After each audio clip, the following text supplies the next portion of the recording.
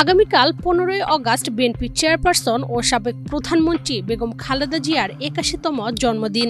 দীর্ঘদিন পর রাজনৈতিকভাবে মুক্ত পরিবেশে জন্মদিন পালনের সুযোগ পাচ্ছেন তিনি। বেগম জিয়ার এবারের জন্মদিনে দলের চেয়ারপারসনের সুস্থতা ও দীর্ঘায়ু কামনা করে দোয়া মাহফিলের কর্মসূচি ঘোষণা করা হয়েছে।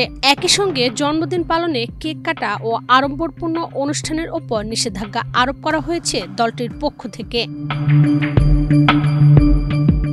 একমাত্র স্মার্ট সিটি বসুন্ধরা, আধুনিকতায় এক ধাপ এগিয়ে। 14 আগস্ট বৃহস্পতিবার বাংলাদেশ জাতীয়তাবাদী দল বিএনপির অফিসিয়াল ফেসবুক পেজে দলীয় চেয়ারপারসনের জন্মদিনের কর্মসূচি সংবাদ বিজ্ঞপ্তিতে উল্লেখ করা হয়েছে। দলের সিনিয়র যুগ্ম মহাসচিব অ্যাডভোকেট রুহুল কবির রিজভী স্বাক্ষরিত বিজ্ঞপ্তিতে বলা হয়েছে, আগামীকাল 15 আগস্ট 2025 শুক্রবার গণতন্ত্রের মা সাবেক প্রধানমন্ত্রী ও বিএনপি চেয়ারপারসন দেশনেত্রী বেগম খালেদা জিয়ার 81তম জন্মদিন। জন্মদিন উপলক্ষে দেশনেত্রী বেগম খালেদা জিয়ার সুস্থতা ও দীর্ঘায়ু কামনায় এবং একই সাথে 71-এর মুক্তিযুদ্ধে জীবনদানকারী শহীদগণ, 90-এর গণতান্ত্রিক আন্দোলন ও 2024-এর গণ অভ্যুত্থানের শহীদদের আত্মার মাগফিরাত ও আহতদের আশু সুস্থতা কামনায় বাংলাদেশ জাতীয়তাবাদী দলের উদ্যোগে ঢাকাসহ দেশব্যাপী দলীয় কার্যালয়ে অথবা মসজিদে মিলাদ ও দোয়া মাহফিল অনুষ্ঠিত হবে।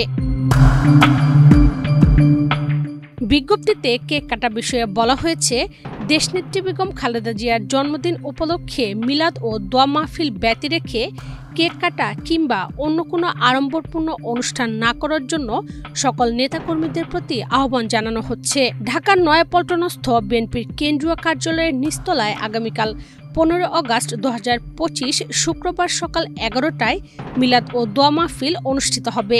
অনুষ্ঠানে বিএনপির সিনিয়র নেতৃবৃন্দ উপস্থিত থাকবেন।